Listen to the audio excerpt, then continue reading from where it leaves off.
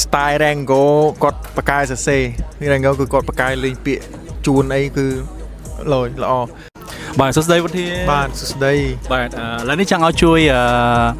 ស្ដាប់បទរបស់កូនសិស្សខ្លួនឯងបាទគឺ Rango ផ្ទាល់ម្ដងដោយសារឥឡូវគាត់ទៅចេញបទថ្មីចង់ដឹងថាក្នុងនាមជាគ្រូរបស់គាត់មានអារម្មណ៍បែបណាដល់ពេលបានស្ដាប់បទថ្មីរបស់ Rango ទៅចេញណាបាទអូខេបាទឥឡូវយកស្ដាប់ដល់គ្នា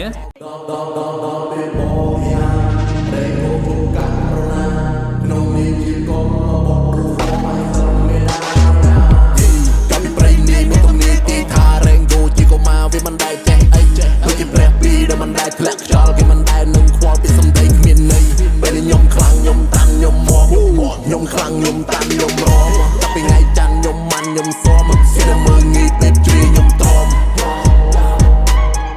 គេនៅមើលងាយពេកជ្រាខ្ញុំទ្រាំភ្លេចមក flow ដូចសំឡេង thunder ឲ្យពុកនេះរង្គើពីសំឡេងកាហ្វេលើកអាយបាទយោ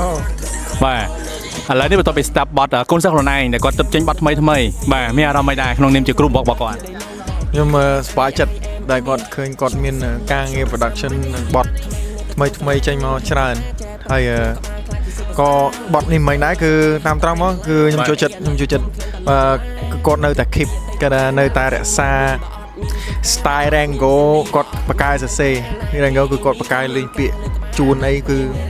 លយល្អអញ្ចឹងមានថាអត់មានចំណុចខុសខ្វះខាតអីមិញណាអត់ទេយើងមានការមោទកភាពចំពោះគាត់បាទនេះគឺជាសម្ដីពីគ្រូបករបស់ Rango ផ្ទាល់បាទអរគុណច្រើន